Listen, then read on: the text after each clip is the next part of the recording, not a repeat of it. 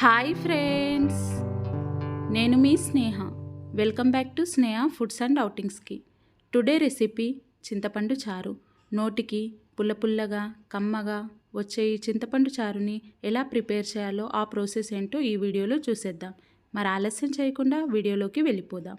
ముందుగా ఒక బౌల్ తీసుకొని అందులోకి చింతపండుని వేసుకొని ఇలా వాటర్ వేసుకొని శుభ్రంగా వాష్ చేసుకోండి. ఆ తర్వాత ఇందులోకి హాఫ్ గ్లాస్ వరకు వాటర్ వేసుకొని ఒక 20 నిమిషాల పాటు నానబెట్టుకోవాలి. చూడండి, ఇలా చింతపండు నానిన తర్వాత ఇలా చింతపండులో నుండి రసాన్ని అయితే తీసేసుకుందాము. ఇలా గుజ్జును మొత్తం సెపరేట్ చేసుకొని ఒక బౌల్లోకి చింతపండు రసాన్ని అయితే వేసేసుకోండి. నేను చూపించే విధానంలో చేసుకోండి, టేస్ట్ చాలా బాగుంటుంది. అలాగే వేడివేడి రైస్లోకి వట్టి చారునే తినేస్తారు, అంత కమ్మగా ఉంటుంది. చూడండి, మళ్ళీ చింతపండులోకి ఇలా వాటర్ని వేసుకొని రసాన్ని అయితే తీసేసుకున్నాను. ఇప్పుడు ఇందులోకి వాటర్ని యాడ్ చేసుకుందాము. నేను ఇక్కడ హాఫ్ గ్లాస్ వరకు వాటర్ని వేసుకున్నాను.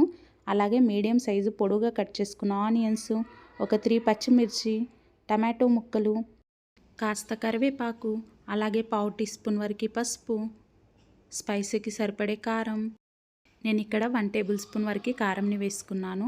అలాగే రుచికి సరిపోయే సాల్ట్ని వేసుకొని ఇలా టమాటో ముక్కల్ని మొత్తం ప్రెస్ చేస్తూ ఇలా ఆనియన్స్ ముక్కల్ని కూడా ప్రెస్ చేస్తూ ఇలా మొత్తం కలుపుకోవాలి. ఈ టమాటో ముక్కల్ని ఇలా మెత్తగా చేసుకోవాలి.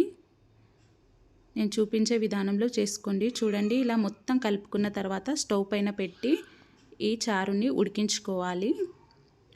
ఒక 5 నిమిషాల పాటు స్టవ్ సిమ్లోకి పెట్టుకొని ఉడికించుకుంటే సరిపోతుందండి. చూడండి, ఇలా మధ్య మధ్యలో కలుపుతూ ఉడికించుకోవాలి. ఇలా మొత్తం బాగా ఉడికిన తర్వాత స్టవ్ ఆఫ్ చేసేయాలి. ఇలా స్టవ్ ఆఫ్ చేసేసి ఇప్పుడు పోపుకి ప్రిపేర్ అయితే చేసుకుందాము. ముందుగా స్టవ్ ఆన్ చేసి స్టవ్ పైన ఒక బౌల్ పెట్టుకోండి. అందులోకి ఆయిల్ని వేసుకోండి. ఆయిల్ వేడైన తర్వాత ఆవాలు జీలకర్రని వేసుకోండి. ఇప్పుడు ఇందులోకి ధనియాలని వేసుకోండి. ఒక పావు టీ స్పూన్ వరకు ధనియాలని అయితే వేసుకోండి.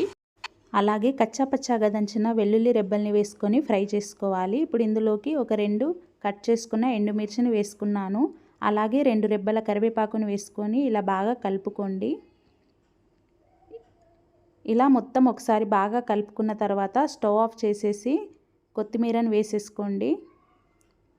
అంతే అండి, పోపు అయితే ఇక్కడ రెడీ అయినట్టే. ఈ పోపుని ముందుగా ప్రిపేర్ చేసి పెట్టుకున్న చింతపండు చారులోకి వేసేసుకుందాము.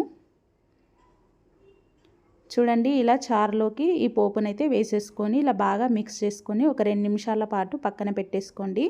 ఆ తర్వాత వేడివేడి రైస్లోకి సర్వ్ చేసుకుంటే చింతపండు చారు అయితే రెడీ. ఈ వీడియో మీకు నచ్చినట్టయితే please do like, share and subscribe Sneha foods and అవుటింగ్స్కి.